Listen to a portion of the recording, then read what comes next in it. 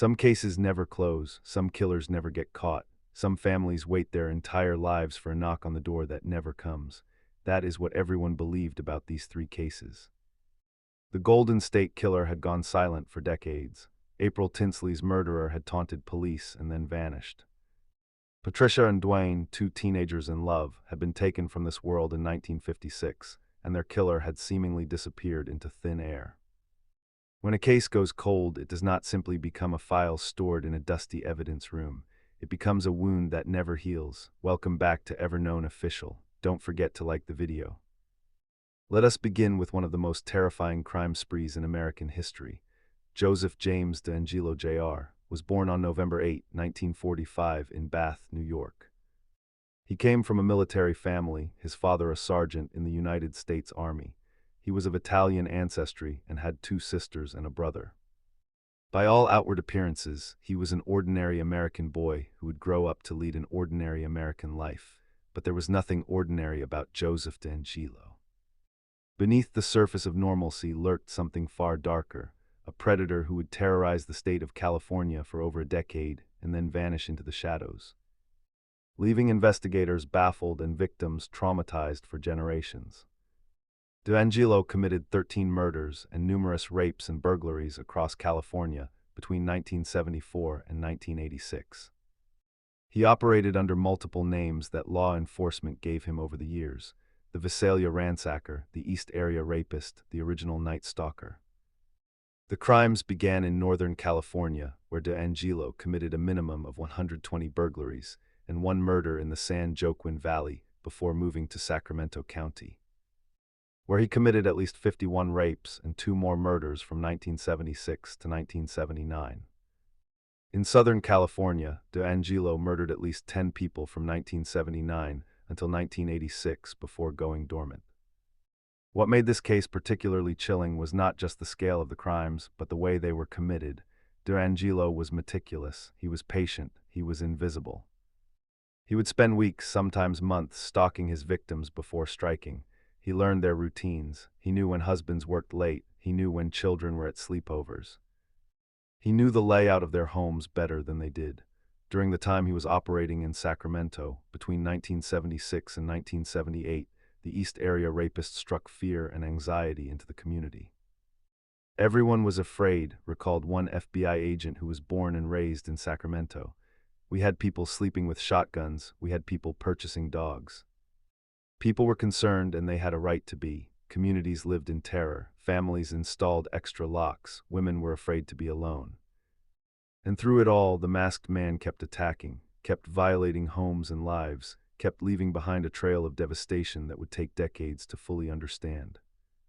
But here is where the story takes an unexpected turn, a turn that would make this case even more disturbing when the truth finally emerged. From 1973 to 1976, DeAngelo was a police officer in Exeter, California. On September 11, 1975, while serving as a police officer, DeAngelo shot and killed Professor Claude Snelling in front of his daughter at his Visalia, California home. This was one of his earliest known crimes, committed while wearing a badge. DeAngelo then served as a police officer in Auburn, California, from 1976 to 1979. Think about that for a moment. During the very years when the East Area Rapist was terrorizing Sacramento communities, Joseph DeAngelo was employed as a law enforcement officer. He was supposed to protect and serve. Instead, he was the very monster the community feared. The Golden State Killer was a masked gunman who terrorized California in the 1970s and 80s with a series of killings, rapes, and assaults. His crime spree began in 1976 and went on for 10 years as he preyed on communities from Sacramento to Orange County. At first, the reports were always of women who were alone or with their children. But by 1977, the list of victims had expanded to couples in their homes, and by 1978, his first known homicides occurred in Rancho Cordova. After those killings, the killer started a second series of killings in the Santa Barbara area, more than 300 miles south of Sacramento. The geographic spread was staggering. The moniker Golden State Killer is apt because he really was moving around hundreds of miles between cases. Most serial criminals operate in familiar territory, within their comfort zone. D'Angelo was different. He was confident enough, organized enough, and careful enough to strike across vast distances, always staying one step ahead of the investigators who were desperately trying to connect the dots. No crimes were attributed to the Golden State Killer from July 1981 until May 1986, when 18-year-old Janelle Cruz was killed. Cruz was bound, raped, and bludgeoned at her home. That was his last known crime, and then silence, complete, deafening silence. For decades, investigators wondered what had happened. Had he died? Had he been imprisoned for another crime? Had he simply stopped? The theories were endless, but without any solid leads, the case went cold. Detectives who had worked the case retired without answers. Some passed away, carrying the weight of the unsolved crimes with them. Despite the development of single-source DNA profiles at multiple crime scenes, there was no match made to a suspect, and no matching profile found in NDIS. The Golden State Killer case remained unsolved for over 40 years from the commission of the original crimes. The victims and their families waited, some organized. Some advocated for DNA collection laws, some simply hoped, but hope without action can only sustain you for so long. For years, Bruce Harrington pushed for California police to use DNA to catch the man who killed his brother and sister-in-law nearly 40 years ago. I began my quest in the mid-90s. It was 15 years until we heard that there was a DNA sample taken from our scene, he said. While families waited and investigators toiled, something remarkable was happening in the world of science. DNA technology was advancing in ways that would revolutionize criminal investigations forever. Cold cases are crimes that have remained unsolved for long periods of time, often due to a lack of evidence, witnesses, or suspects. However, in recent years, advances in DNA technology have enabled investigators to identify the perpetrators of murders, rapes, and other crimes that had remained unsolved for decades. But traditional DNA databases had a limitation. They could only match crime scene evidence to people who were already in the system, convicted offenders, people who had been arrested. If a criminal had never been caught for anything, never had their DNA collected, they would remain invisible to these databases. That is where forensic genetic genealogy came in. Identification of D'Angelo began in December 2017 when officials, led by Detective Paul Holes and FBI lawyer Steve Kramer, uploaded the killer's DNA profile from a Ventura County rape kit to the personal genomics website GEDmatch. The website identified 10 to 20 people who had the same great-great-great-grandparents as the Golden State Killer. This was groundbreaking. Instead of looking for the killer directly, investigators were looking for his relatives, distant cousins who had voluntarily uploaded their DNA to genealogy websites to explore their ancestry, to find long-lost family members, to trace their heritage. These innocent people had no idea that their DNA would become the key to unlocking one of America's most notorious unsolved cases. A team of 5 investigators working with genealogist Barbara Ray Venter used this list to construct a large family tree. From this tree, they established 2 suspects. One was ruled out by a relative's DNA test, leaving D'Angelo the main suspect. Paul Holes spent more than 20 years investigating crimes in California and played a critical role in identifying Joseph James D'Angelo Jr. as the so-called Golden State Killer. For Holes, this case was personal. He had dedicated the better part of his career to solving it. He had visited the crime scenes, studied the evidence, interviewed survivors, and never given up even when the trail seemed impossibly cold. One of the counties was Contra Costa, where recently retired investigator Paul Holes led the charge to use a genealogy website to find the killer. Holes spent nearly 25 years on this case. Think about that, 25 years of one man's life devoted to catching a ghost. 25 years of following leads that went nowhere, of re-examining evidence, of hoping that the next development in technology would finally provide the breakthrough needed. And then in 2018, it happened. On April 18, 2018, a DNA sample was surreptitiously collected from the door handle of D'Angelo's car. Another sample was later collected from a tissue found in D'Angelo's curbside garbage can. Both were matched to samples associated with Golden State Killer crimes. The man who had terrorized California for over a decade, who had evaded capture for more than 40 years, who had lived freely while his victims suffered, was finally identified. And the most shocking part, he had been hiding in plain sight the entire time. On April 24, 2018, California police had a breakthrough in an investigation that spanned decades. They arrested Joseph James DeAngelo, an ex-cop believed to be the Golden State Killer.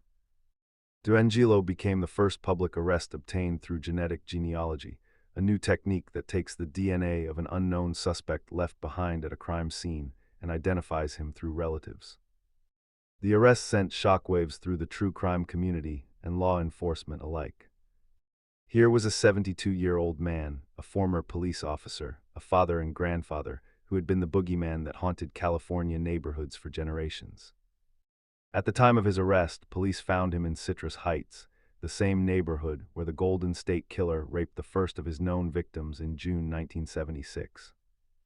Neighbors described him as reclusive but not overly suspicious.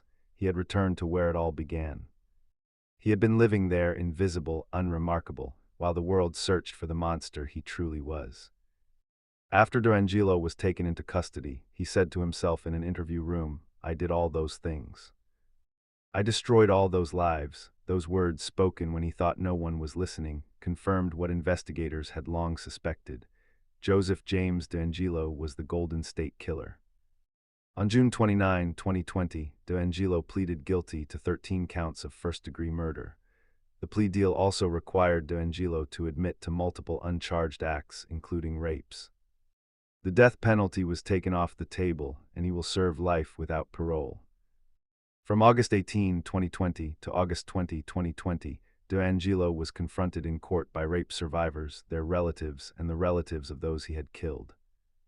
For 3 days, the people whose lives he had destroyed stood before him and spoke. They told him about their pain. They told him about their nightmares. They told him about the years stolen from them, the marriages that fell apart, the careers that were derailed, the ability to feel safe that was taken forever. On August 21, 2020, DeAngelo was sentenced to life imprisonment without the possibility of parole. Justice, though delayed by more than 4 decades, was finally served. But the Golden State Killer case left behind another remarkable legacy, one that would transform how cold cases are investigated across the country.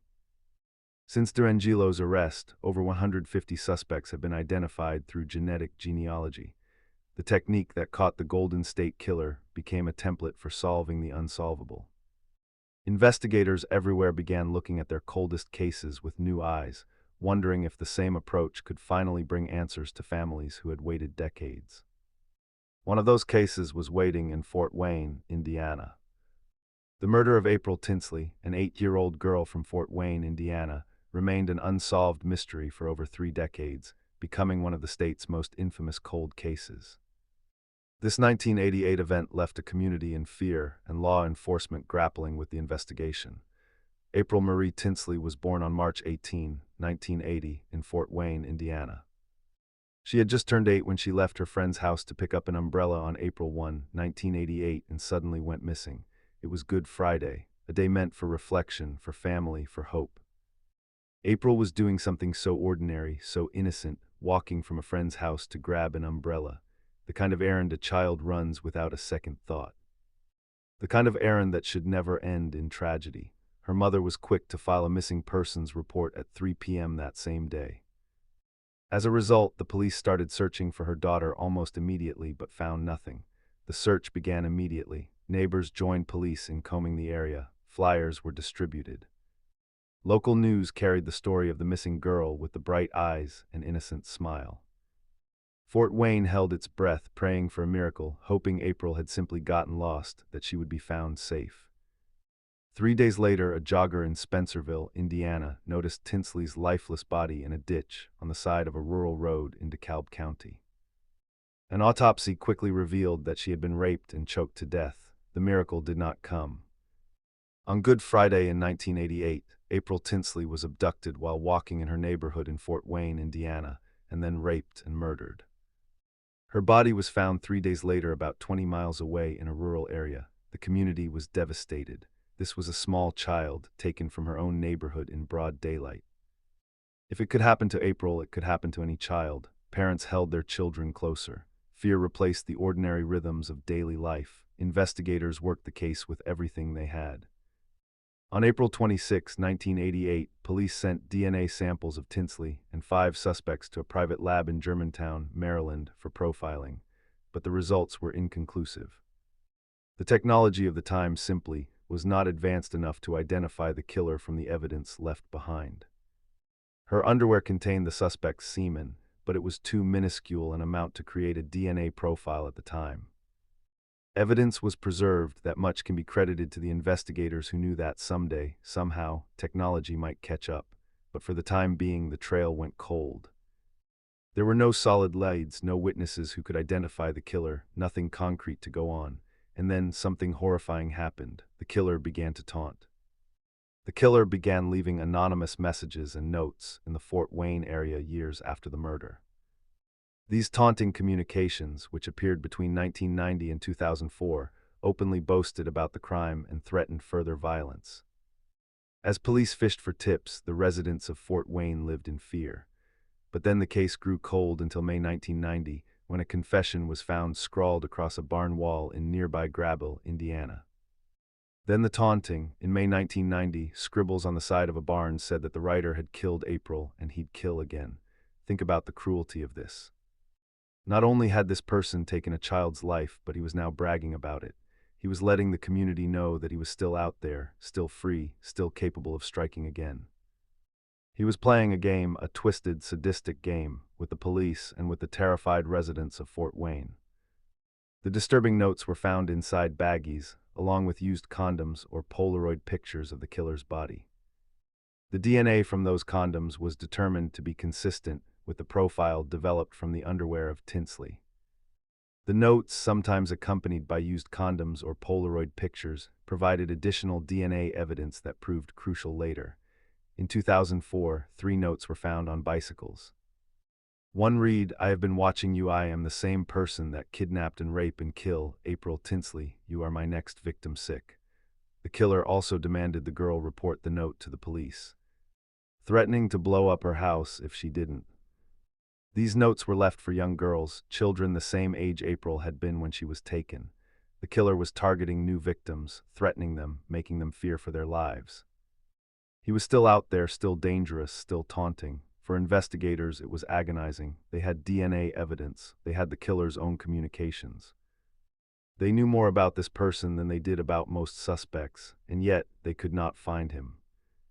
In 2009, the FBI joined in the search and called it highly solvable, but no major breaks in the case came.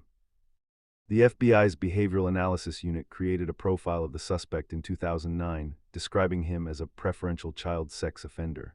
Years passed. April's mother, Janet Tinsley, never stopped hoping. "Right now I'm numb," she would later say. She had feared over the years that an arrest would never come.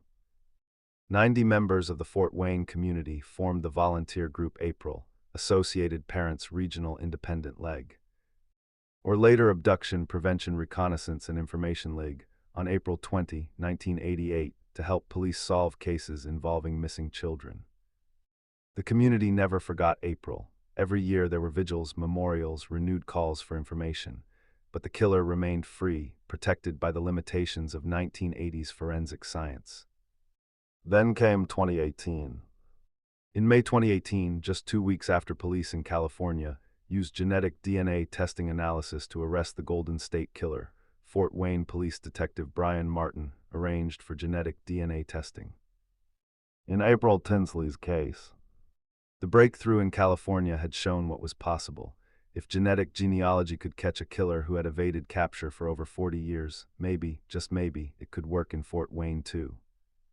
Parabon Nanolabs, a DNA company based in Virginia, was contracted for the tests.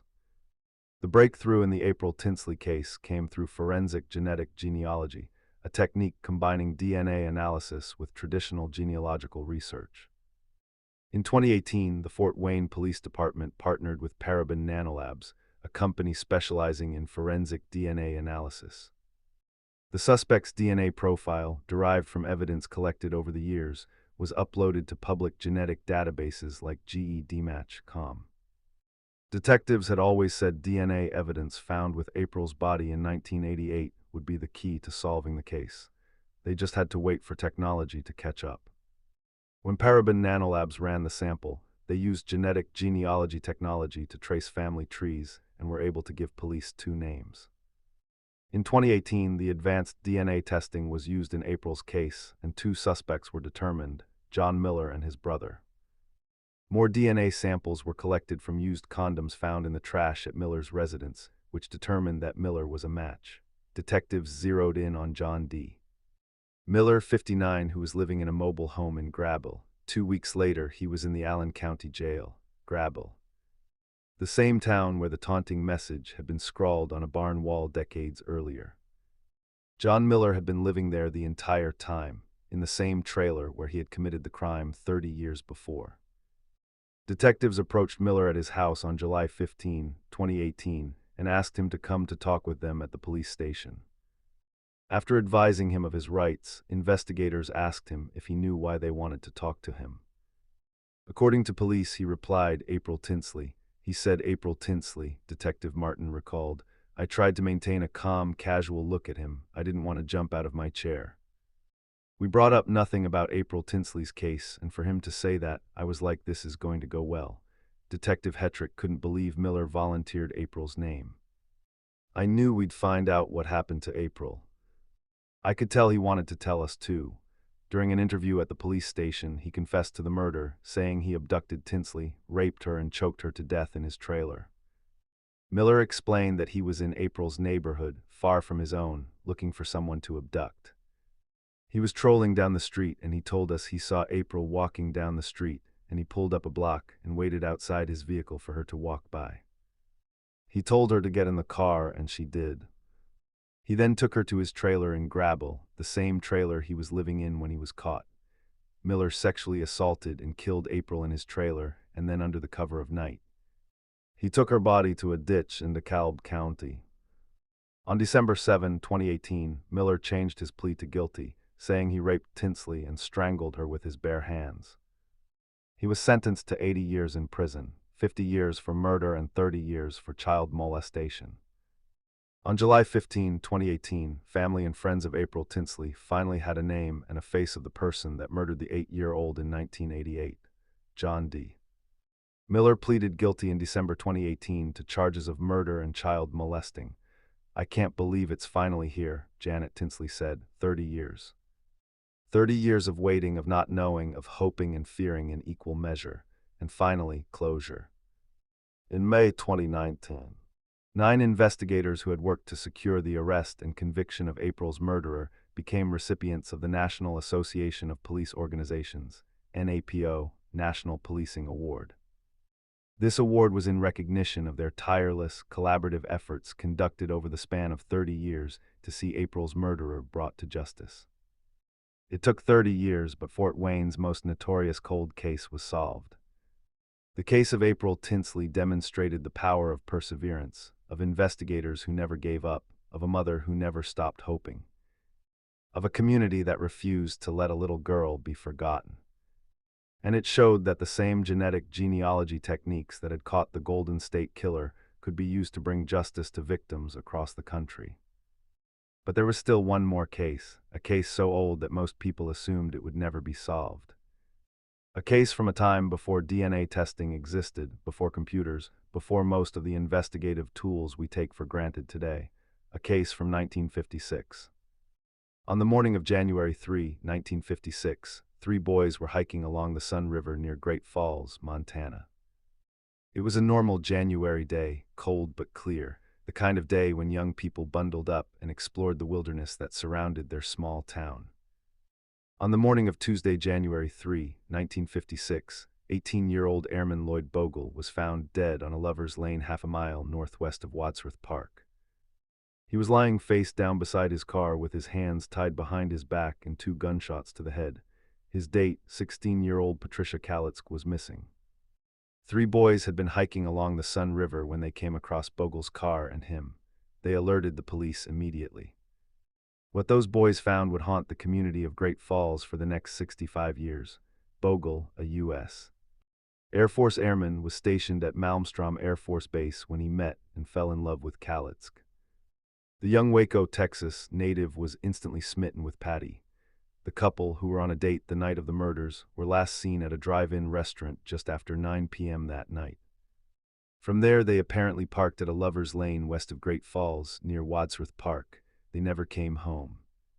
The teens' families assumed they had eloped, until 3 boys hiking near the Sun River the next day found Bogle's body. The next afternoon, Patricia Kalitz's body was found at the bottom of a 20-foot embankment on a country road, currently known as Vineyard Road. She had been raped and shot in the head as well. 2 young people full of life and hope, taken in the most brutal manner imaginable. Lloyd Bogle was just 18 years old, serving his country at the Air Force Base. Patricia Kalitz was only 16, a junior at Great Falls High School. Bogle and Kalitz had fallen for each other and were even considering marriage. They were teenagers in love, parked at a known lover's lane on a cold winter night, probably talking about their future together. And then a killer found them. Every possible lead was followed, and every person that could be questioned was. Every lead fizzled out, no new evidence was found, and no motive made itself known. The case remained unsolved for 65 years. The investigation at the time was thorough by 1950s standards. Officers interviewed potential witnesses, followed up on tips, and tried to piece together who could have committed such a horrific act. But this was an era before DNA analysis, before computerized databases, before many of the forensic techniques that modern investigators rely on. Over the next several decades, authorities would investigate and clear nearly 3 dozen suspects, including notorious gangster James Whitey Bulger, who had been charged with rape in Great Falls 5 years before the murders. Whitey Bulger, a name that would later become synonymous with organized crime in Boston, was among those considered and ruled out. The investigation cast a wide net, but none of the suspects could be definitively connected to the crime. The case went cold for decades until 2001, when then-Detective Phil Madison sent the slide of a vaginal swab gathered from Kalitz's body to the Montana State Crime Lab for analysis. The lab found a sperm cell that did not belong to Bogle. When Madison retired, he said he didn't believe the case would be solved. A lot of different people had a turn at this, and we just weren't able to take it to conclusion. This is what made the Patricia Kalitz and Lloyd Bogle case so remarkable. Despite being from an era before modern forensic science, evidence had been preserved. During Patricia's autopsy in 1956, coroners had taken a vaginal swab, which had been preserved on a microscopic slide in the years since. For nearly 50 years, that slide sat in evidence storage, a microscopic time capsule containing the DNA of the killer, waiting for technology to catch up. Detective SGT. John Cadner was assigned the case in 2012, his first cold case. He was immediately met with the daunting task of digitizing the expansive case file, an endeavor that took months. Cadner continued to work on the Kalitz/Bogle case, even while handling the newer cases that were landing on his desk all the time. But he had a feeling that more was needed to get to the bottom of what had happened to the couple all those decades ago. My first impression was that the only way we're gonna ever solve this is through the use of DNA. In 2018, however, forensic genealogy, which was used to help adoptees find biological family members, was used to identify Joseph James D'Angelo, Jr., as the Golden State Killer. The new method has led to the identification of dozens of suspects in cold cases. The same technique that had caught the Golden State Killer, the same technique that had solved the April Tinsley case, could potentially work on a case from 1956. In 2019, Cascade County detectives had Bode Technology perform additional DNA testing on the evidence found on Kalitz's body. It was uploaded to voluntary genealogical databases, where they discovered a possible family connection, leading investigators to Good. Investigators have determined that the killer was Kenneth Good, a Great Falls native who grew up near one of the victims. DNA evidence preserved after a 1956 double homicide and the use of forensic genealogy has helped a Montana sheriff's office close the books on the 65-year-old cold case. Investigators with the Cascade County Sheriff's Office concluded Kenneth Good, who died in Oregon County, Missouri in 2007, more than likely killed Patricia Kalitz, 16, and Dwayne Bogle, 18. Detective SGT. John Cadner, who took over the case in 2012, said it was the oldest case he could find nationwide that has been solved using forensic genealogy. The oldest cold case in American history to be cracked using genetic genealogy. A case from before the civil rights movement, before the Kennedy assassination, before most of the events that define the latter half of the 20th century. A case so old that most of the original investigators, most of the witnesses, and even most of the victims' family members had long since passed away, and yet justice found a way. At the time of the murders, Good was a 29-year-old husband and father who lived about a mile from Kalitsk in Great Falls. He was often spotted riding a horse through the area. His name was nowhere in the case file, and he apparently had never been questioned in the murders. Cadner noted that Good wasn't on anybody's radar in connection with the case, and that he hasn't found any mention of Good in the case documents. For 65 years, Kenneth Good's name had never appeared in the investigation. He had never been a suspect. He had simply been a neighbor, a man who rode horses through the area, who lived his life without ever being connected to the horrific crime he had committed. After the murders, Good sold his property near the town of Tracy. His family lived in the Montana communities of Geraldine and Hamilton before moving to Missouri in 1967. They did not return to Montana. Shortly after the murders, Good sold everything and moved away. And then he kept moving, eventually settling in Missouri where he would live out the rest of his days, never arrested, never suspected, never held accountable for what he had done. Good did not have a known criminal history and was not interviewed during the murder investigation. Investigators did not find any connections between Good and the victims. Although Good died in 2007 and his body was cremated, his children consented to submitting DNA samples, resulting in a match. Cadner had to reach out to Good's children and ask for DNA samples to verify the match. I wasn't sure how they were going to react when I come to them saying, "Hey, your dad's a suspect in this case," but they were great to work with. Think about that conversation. Imagine being told that your father, the man who raised you, who you loved, who you thought you knew, might have committed one of the most notorious murders in your state's history. Kenneth Good's children cooperated with investigators, providing the DNA samples needed to confirm what the genealogical research had suggested. Officers kept working the case because of the circumstances. You had two young, vibrant individuals that were well-liked among their peer group, Cadner said. Investigators poured their heart and soul into this case. Cadner said that although neither Kalitsk nor Bogle had many living relatives, solving the case still helped answer a lifetime's worth of questions. I talked to the wife of Dwayne Bogle's brother, and he was a very successful man, but she said that he still struggled with it for most of his life. Not having that closure and those answers, Dwayne Bogle's brother spent his entire life wondering who had killed his sibling. He grew up, built a career, raised a family, and throughout it all, that question lingered: who took my brother from me? He did not live long enough to hear the answer, but his wife did. Most of the victims' family members have since died.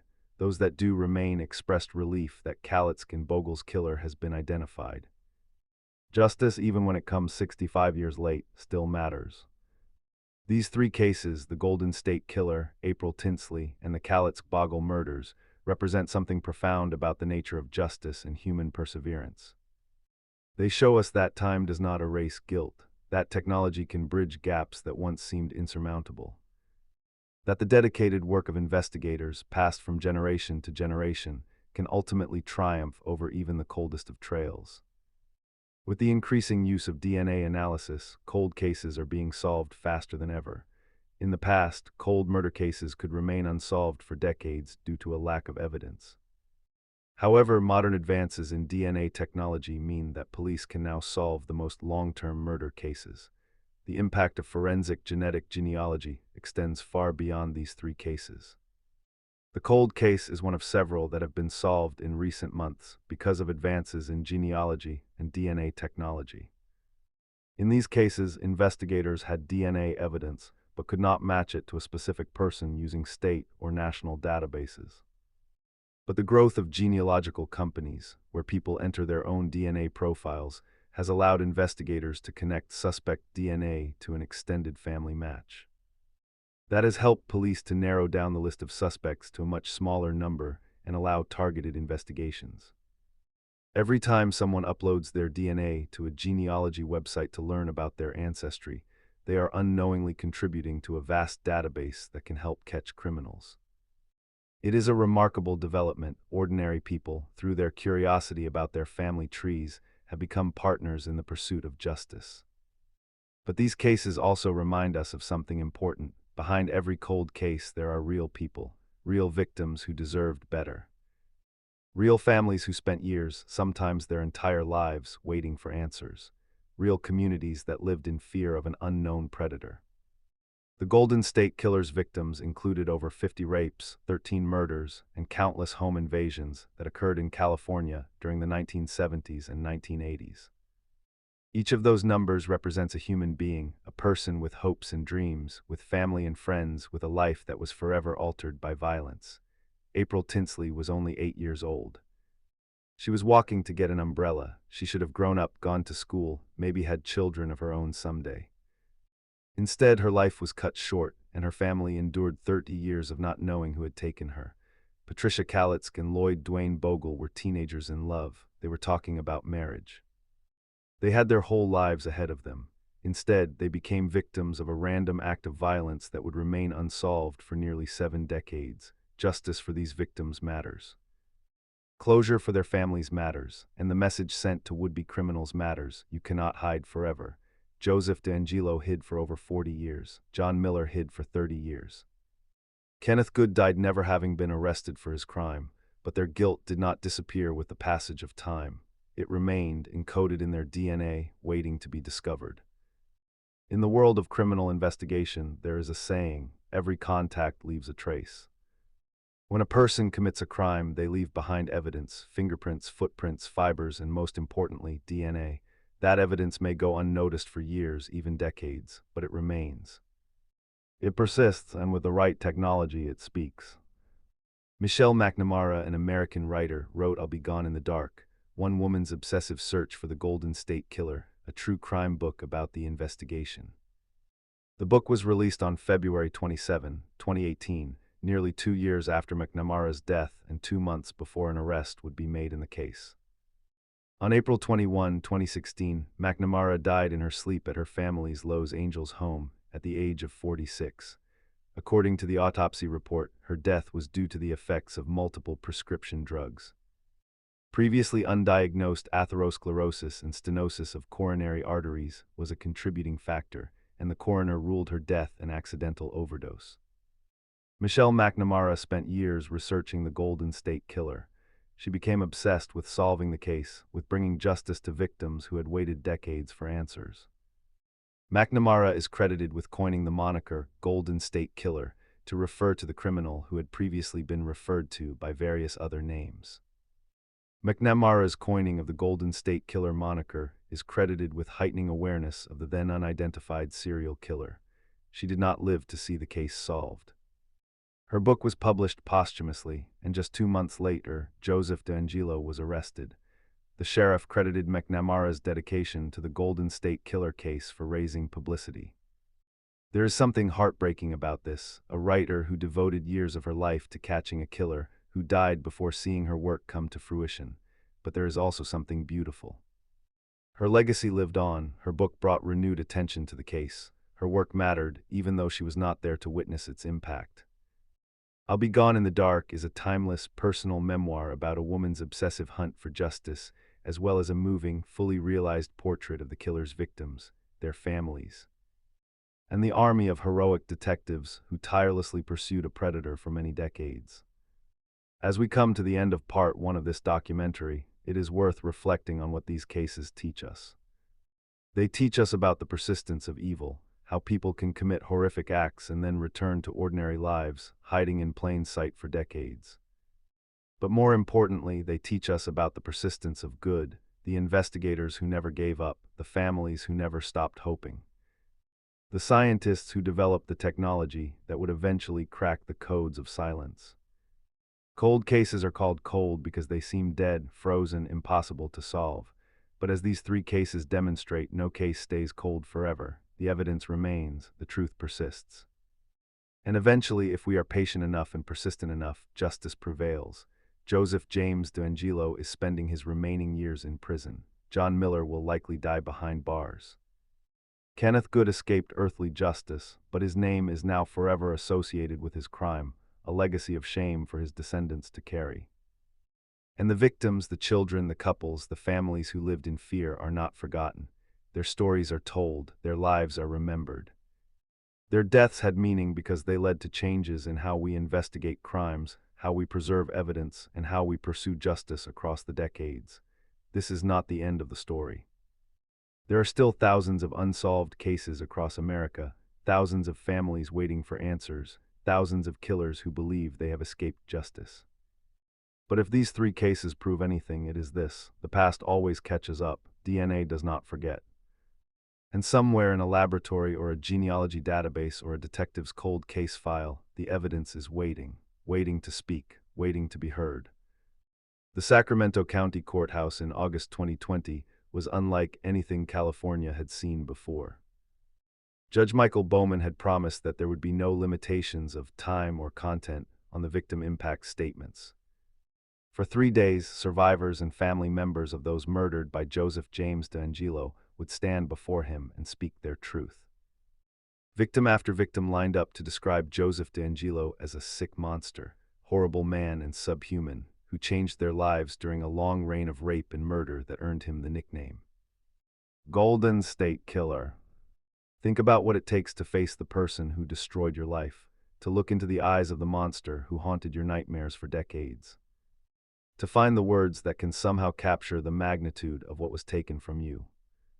44 years I've waited to hear him plead guilty, Jane Carson Sanders, who was raped by DeAngelo in 1976, said at the June hearing where DeAngelo pleaded guilty. That's a long time, 44 years.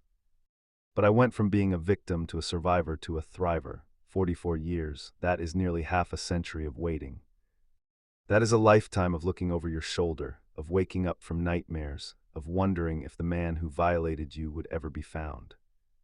The stories shared in that courtroom painted a portrait of devastation that extended far beyond the immediate crimes.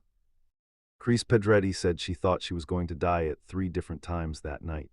The next morning, I woke up knowing I would never be a child again, she said. Pedretti said her parents did not let her talk about that night, which forced her to live my life like the rape never happened.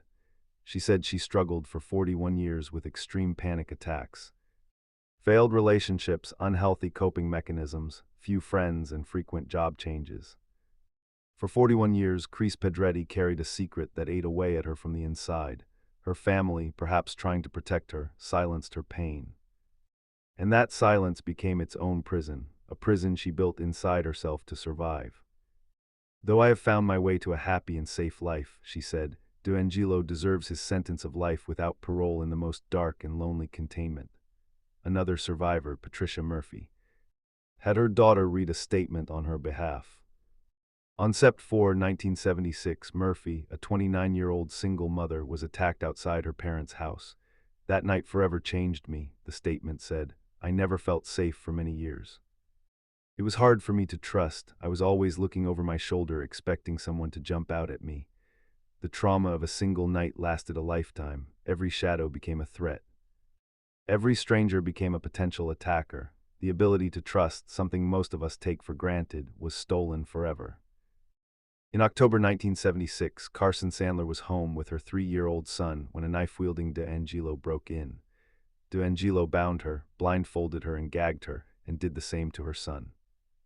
Then you repeatedly threatened to kill us, Carson Sandler said, a 3-year-old child, bound and gagged in his own home, listening to his mother being terrorized.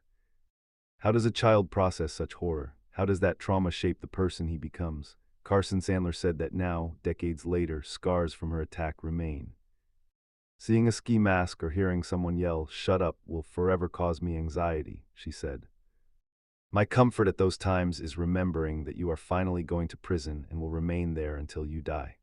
The survivors spoke about triggers, ordinary things that most people never think twice about, but that transport them back to the worst night of their lives. A ski mask, 2 words shouted in anger. These small things became landmines scattered throughout their everyday existence. Pete Schultze, whose mother Minnie was raped in her home, recalled how D'Angelo tied him to the bed until his hands turned blue. His mother was bound, blindfolded, and raped, and her wedding ring was stolen. Our mother is not Jane Doe number 22, and we are not just number 37 uncharged offense. We are the family of Minnie Schultze, and we have all survived because of her bravery and resolve to do whatever it took to save herself and her family, Pete Schultze said. He said his mother, now a breast cancer survivor and grandmother of 4, is still married to his father after 55 years.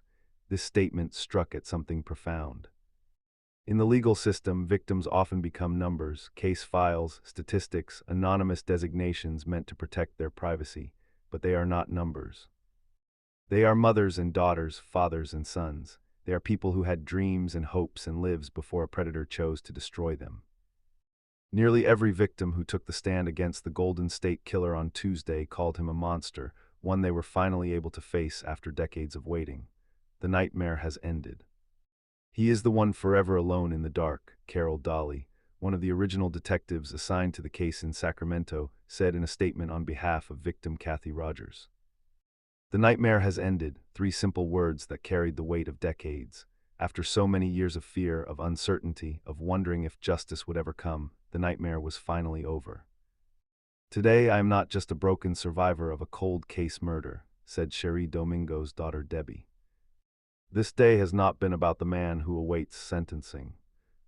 It is about every person whose life has been explicitly damaged in a way that has changed every one of them for life.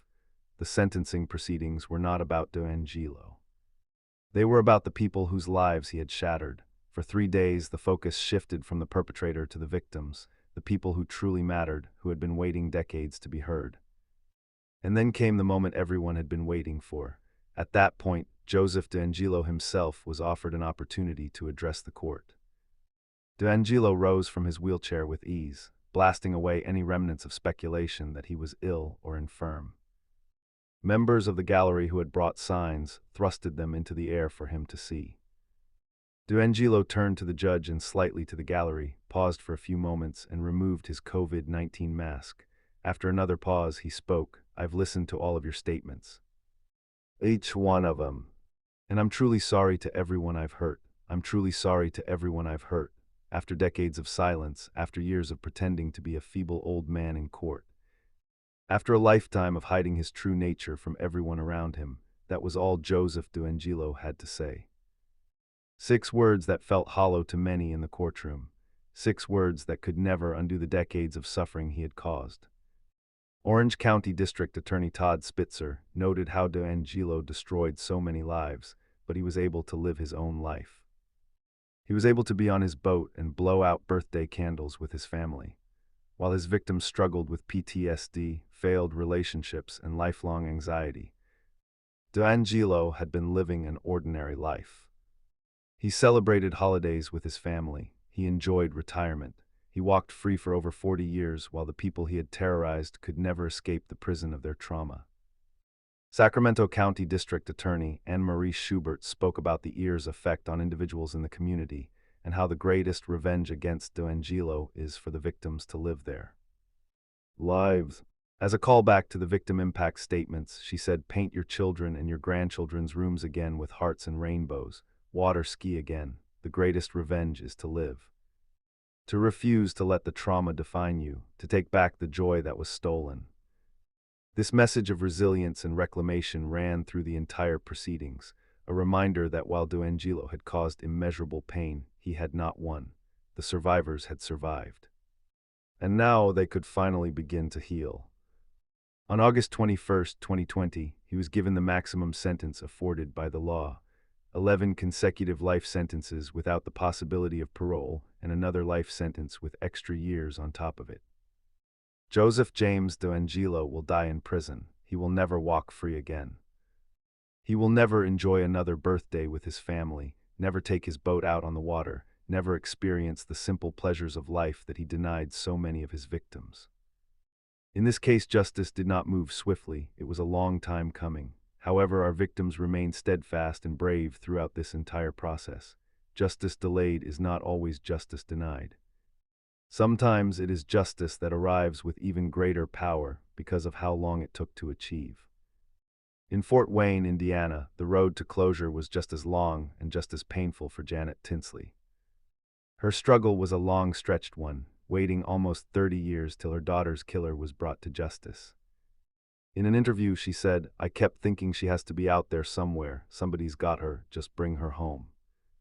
4 days later, they come and tell me, parents aren't supposed to bury their child. The child is supposed to bury the parent. There is no pain quite like the pain of a parent who loses a child. It defies the natural order of things. Parents are supposed to protect their children, to watch them grow up, to see them become adults with families of their own. When that future is stolen, something breaks inside that can never fully heal. In another interview, she said, "There's times you have your ups and downs. For a while you'll think, are they doing anything? Do they got any more leads? We couldn't go outside, go to the store, anything without TV cameras, camping outside our door being followed. For 30 years. Janet Tinsley lived in a spotlight she never asked for. Every anniversary of April's death brought renewed media attention. Every new development in the case, or lack thereof, was scrutinized. She could not grieve privately. Her pain was public property. It's a parent's worst nightmare, one that Tinsley has been living for 36 years, but she hasn't forgotten her daughter. In Tinsley's home, she has photos and a room dedicated as a memorial to April. A memorial room, a shrine to a daughter who should have grown up, who should have graduated high school, gone to college, fallen in love, had children of her own. Instead, April Tinsley remained forever 8 years old, frozen in time in photographs and memories. When the arrest finally came in July 2018, after 3 decades of waiting for answers, Janet said hearing the news left her speechless. "I was shocked, but then again I was happy," she said. "Happy that Miller is behind bars. It's like you got that chill feel that goes from the top of your head down your toes," Janet said. "You want to believe it, but then you can't believe it. It's been so long, that chill, that moment when decades of waiting suddenly become real, is impossible to describe to someone who has not experienced it. The disbelief mixed with relief, the joy tempered by grief, the knowledge that answers have finally come, even as the weight of what was lost remains." Janet Tinsley, the mother of slain 8-year-old April Tinsley, said she would push prosecutors to seek the death penalty for the man accused of killing her daughter. "If he does get the electric chair or the gas chamber or whatever, I'm going to be there, and I'm going to be pushing the button," Tinsley told the Journal-Gazette. "I want to be the last face he sees." These are hard words, vengeful words, but they are also the words of a mother who spent 30 years living with the unspeakable. A mother who watched her daughter's killer taunt police and threaten other children for years while remaining free. A mother whose grief had turned to rage after 3 decades of silence. April's mother, Janet Tinsley, sat front row as Miller read a statement to the judge, admitting to having sexual intercourse with her daughter, then strangling her. All that Janet Tinsley has ever wanted for her daughter April Marie Tinsley was justice. John Miller did not receive the death penalty. As part of a plea deal, Miller agreed to spend 80 years in prison, 50 years for the murder charge and 30 years for child molesting. However, Tinsley's family said that's not enough. Tinsley said she and her family were hoping for a trial and ultimately the death penalty. Instead, Miller is taking a plea deal.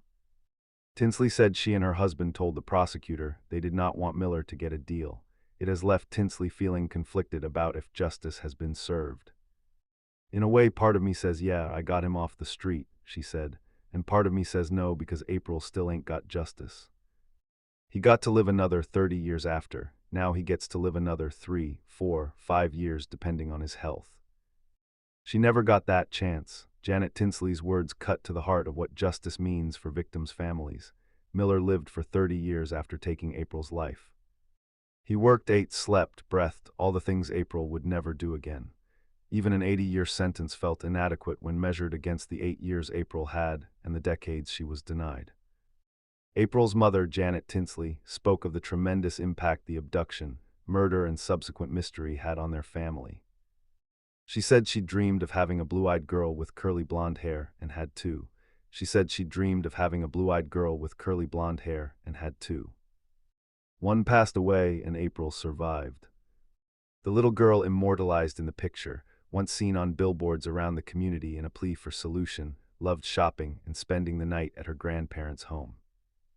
Janet Tinsley had dreamed of a daughter, and she got one, a beautiful blue-eyed girl who loved shopping and sleepovers at Grandma's house. A girl with hopes and dreams and a future that stretched out before her, full of possibility, until one April afternoon when that future was stolen. April's father, Janet Tinsley said, was struggling with health issues and could not attend the sentencing. She said they've all struggled with health issues and stress. The children in their family, April's younger brother and numerous cousins and their children, were extremely sheltered and protected. The trauma of April's death rippled through generations. Her younger brother grew up in the shadow of her loss. Her cousins, their children, all raised with an extra layer of fear, an extra measure of protection, because the Tinsley family knew firsthand how quickly tragedy could strike. Her family members wore her picture on bright blue t-shirts, packing the first few rows of seats, awaiting the sentencing of her admitted killer, John D. Miller, 59. 3 retired Fort Wayne police detectives sitting in another row had carried the picture in their pockets for years, working the case and hoping for results. One of the men kept the photo on his desk at home until Friday. Those detectives, the men who had worked April's case for years, who had carried her photo with them, who had never given up even when the leads dried up and the years stretched on, finally got to remove that photo from their desks. Not because they had forgotten April, but because they had finally fulfilled their promise to her. They had found her killer. C.C. Moore, the genetic genealogist who helped crack the case, met with April's mother, Janet, for the first time on the anniversary of the girl's 1988 disappearance. She told reporters she feels like she can breathe easier now, and that's really all we can hope for because we can't undo the damage, we can't provide a happy ending. Unfortunately, there is no happy ending to April Tinsley's story. There is only an ending, a resolution that brings some measure of peace, even as it can never bring April back. Janet Tinsley can breathe easier now. She can rest knowing that her daughter's killer has been found, convicted, and imprisoned. Janet Tinsley said it plainly at the memorial site. Now we know it's over, she can rest. April can rest. After 30 years, her spirit can finally be at peace. Miller pleaded guilty to murder and child molestation in late 2018 and was soon after sentenced to 80 years in prison. The Indiana Department of Corrections says his earliest possible release date was July 15, 2058, when he would have been 99 years old. Miller's death earlier this week was confirmed by the Indiana Department of Corrections. He was 66. They say he passed away at St. Vincent Hospital in Indianapolis. John Miller died in prison. He never walked free again after his arrest. He never had the chance to harm another child. In that sense, justice was served, imperfect, delayed, but final. In Montana, the closure came differently. Kenneth Good, the man who killed Patricia Kalitzk and Lloyd Dwayne Bogle in 1956, had been dead for 14 years by the time investigators finally identified him. There would be no trial, no sentencing, no victim impact statements, but there would be answers, and for families who had waited 65 years, answers mattered. I talked to the wife of Dwayne Bogle's brother, and he was a very successful man, but she said that he still struggled with it for most of his life. Not having that closure and those answers, Detective SGT. John Cadner told Law and Crime. Dwayne Bogle's brother spent his entire adult life wondering who had killed his sibling. He built a career, raised a family, achieved success by every measurable standard. But the mystery of his brother's death haunted him until his own passing. He never got to learn the truth, but his wife did. With the killer finally identified, Cadner was able to reach out to the victims' surviving relatives and deliver the closure that had taken more than 60 years to procure. It was a bittersweet revelation. They were grateful for answers, but for many of the older people in the family, it was a struggle to have those wounds reopened.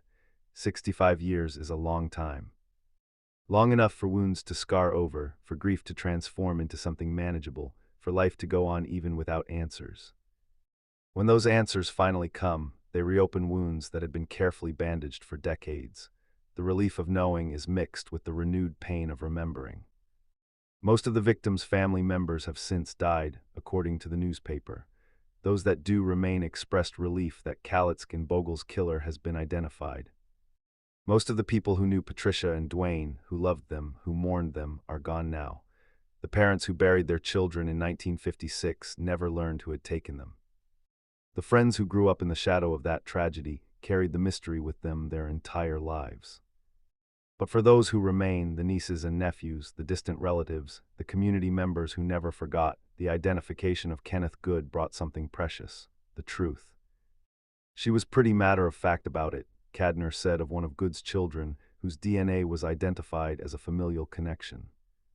She really couldn't dispute that her DNA matched the suspect's sample. Basically, what she had said was, "Sometimes you just don't know everybody's secrets. Sometimes you just don't know everybody's secrets." Kenneth Good's children had to grapple with an impossible revelation: their father, the man who raised them, was a murderer. He had killed 2 teenagers and then lived out the rest of his life as if nothing had happened.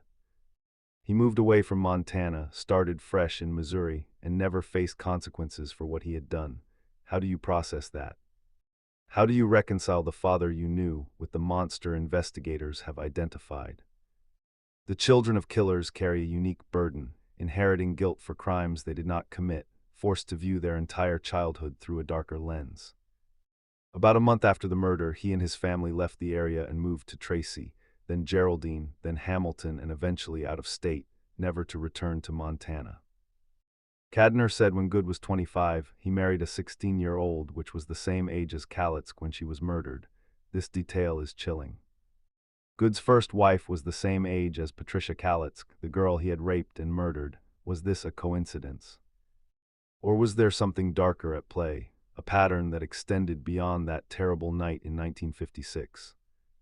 The nature and circumstances of the crime ensured that investigators never forgot about the victims, even if those detectives had yet to be born when Kalitzk and Bogle died. You had 2 young, vibrant individuals that were well-liked among their peer group, Cadner said. Investigators poured their heart and soul into this case. The detectives who finally solved this case were not born when the murders occurred. They never knew Patricia or Dwayne.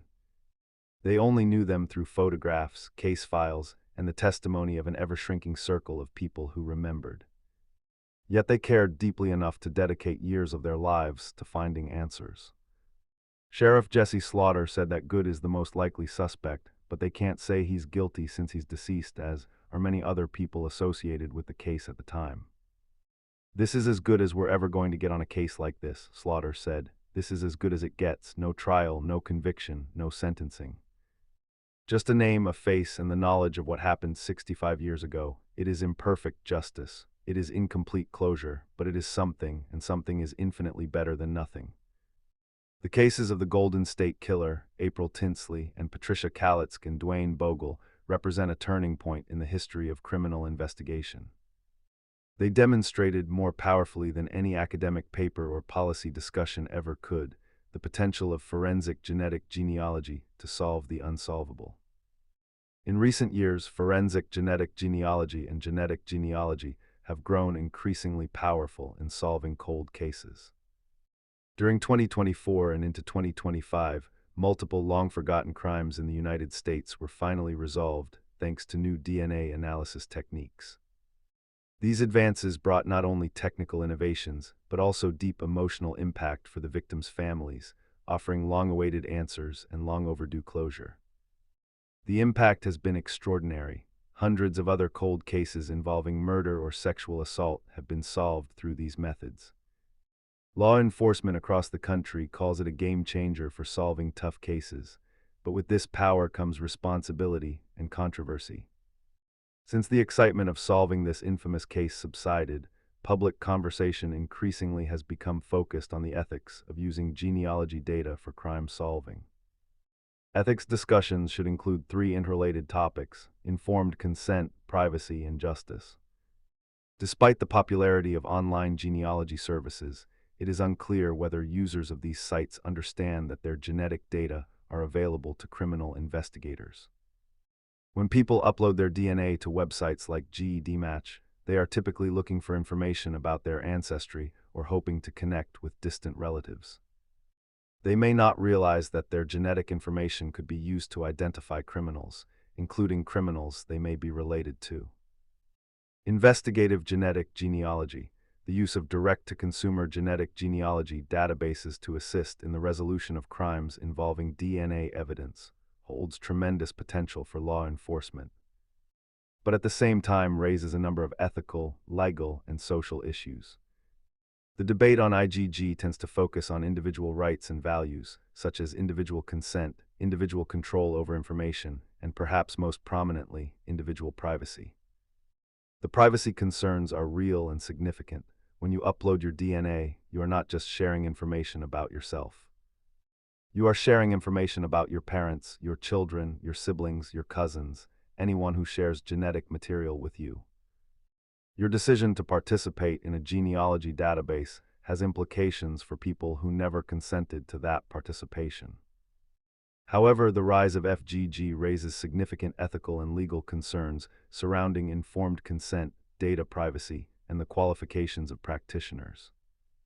While government agencies have begun developing usage guidelines and oversight frameworks, there remains a lack of standardized certification for genetic genealogists, which can impact the reliability and fairness of investigations. These are legitimate concerns. The technology is powerful, but it is also new. Standards and regulations are still being developed. The potential for misuse, whether through sloppy methodology, overreach by law enforcement, or exploitation by bad actors, is real. We must maintain a balance between personal privacy and personal interests on the one hand, and on the other, public security, the good of the community, and the resolution and clarification of criminal acts requiring a social, legal, and scientific debate that clarifies all these aspects and enables adequate legal regulation of these practices. The balance is delicate. On one side, privacy, the fundamental right to control information about yourself and your body. On the other side, justice, the equally fundamental right of victims to see their attackers held accountable and the right of communities to be protected from predators. You have a right to privacy. You also have the right not to be murdered or raped. This statement, made by the CEO of a forensic sequencing company, captures the tension perfectly. Both rights matter, both must be protected. The challenge is finding policies that honor both. Since case law is only written when issues are litigated, the fastest way to ensure that the IGG process has meaningful, consistent, and specific laws governing its use is going to come through legislation. According to the Investigative Genetic Genealogy Board in 2023, Maryland, Montana, and Utah are the 3 states that have passed legislation regulating some aspects of IGG. States are beginning to address these issues through legislation. In Maryland, IGG may only be initiated when a sworn affidavit is submitted and judicial authorization is given. These safeguards help ensure that the technology is used responsibly, with proper oversight and clear legal authority. The individuals who commit violent crimes, who often reoffend, inflict great emotional and physical damage on their victims and their families. If a criminal career can be prevented as soon as it starts, future victims and the associated costs for them and society can be avoided. This would guarantee an ethical balance between individuals' rights and privacy and independence, as opposed to public rights to personal safety and protection. There is another consideration often overlooked in the privacy debate: the victims who were never created. When a serial offender is caught early, the people they would have harmed in the future are protected. The Golden State Killer stopped attacking in 1986, but had he been caught earlier, dozens of additional victims might have been spared. According to our latest survey, over half of respondents firmly support using DNA databases to solve serious crimes. Nevertheless, roughly 1/3 of people are concerned about involving family members who are not involved. Public opinion is divided but generally supportive. People want violent criminals caught. They want cold cases solved. They want families to receive closure, but they also value their privacy and worry about the implications of genetic surveillance. Before we continue, a quick clarification. This video is for educational and documentary purposes only. This content does not promote, glorify, justify, or encourage violence, criminal behavior, gangs, or illegal activity of any kind. The intent is to educate viewers about real-world crimes, their consequences, and the social and psychological factors behind them. All events discussed are based on publicly available information and are presented to highlight their consequences. Viewer discretion is advised. The debate will continue. The technology will continue to evolve. and society will continue to grapple with how to use this remarkable tool responsibly. But for the victims of Joseph DeAngelo, John Miller, and Kenneth Good, for their families who waited decades for answers, the debate is secondary to a more fundamental truth. Forensic genetic genealogy brought them justice they never thought they would see. As we come to the end of this documentary, let us step back and reflect on what these three cases mean, not just for the criminal justice system, but for all of us. These cases teach us that time does not heal all wounds. Janet Tinsley waited 30 years for answers. The survivors of the Golden State Killer waited over 40. The families of Patricia Kalitzk and Lloyd Dwayne Bogle waited 65 years. Time did not diminish their pain. It did not fade their memories. It did not make them forget. These cases teach us that justice is worth pursuing, no matter how long it takes. The investigators who worked these cases, Paul Holes, John Cadner, Brian Martin, and countless others, refused to give up. They passed the torch from generation to generation, each new detective inheriting the obligation to find the truth, and eventually they succeeded. These cases teach us that technology is a tool, neither good nor evil in itself. DNA databases, genealogy websites, genetic analysis, these are instruments that can be used to catch killers or to invade privacy, to bring closure or to create new problems. How we use these tools matters. The policies we create, the safeguards we implement, the values we uphold, these determine whether technology serves justice or undermines it. But most importantly, these cases teach us about the resilience of the human spirit. Cris Pedretti was attacked at 15 years old. She spent 41 years struggling with the aftermath. And yet she stood before Joseph DeAngelo and declared that she had found her way to a happy and safe life. She survived, she thrived, she refused to let her attacker define her. Janet Tinsley lost her 8-year-old daughter in the most horrific way imaginable. She spent 30 years waiting, hoping, praying for answers. And when those answers finally came, she stood up and spoke. She advocated for other families. She became a voice for those who could not speak for themselves. The families of Patricia Kalitzk and Lloyd Dwayne Bogle waited 65 years for closure. Most of the people who knew and loved those teenagers died without ever learning who had killed them. And yet the investigation continued. New detectives took up the cause, and eventually the truth emerged. There is something profoundly hopeful in these stories. Yes, they are stories of terrible crimes, of unspeakable suffering, of justice delayed for far too long. But they are also stories of persistence, of dedication, of the refusal to accept that some questions can never be answered. The Golden State Killer thought he had gotten away with it. He lived for 40 years as a free man, believing that his crimes would never catch up with him. He was wrong. John Miller taunted police for decades, leaving notes and DNA evidence while remaining invisible. He believed he was untouchable. He was wrong. Kenneth Good fled Montana after the murders, never to return. He lived out his days in Missouri, dying in 2007 without ever being suspected. He thought his secret would die with him. He was wrong. DNA does not forget, evidence does not fade, and investigators do not give up. If you are watching this documentary and you have information about an unsolved crime, please consider coming forward.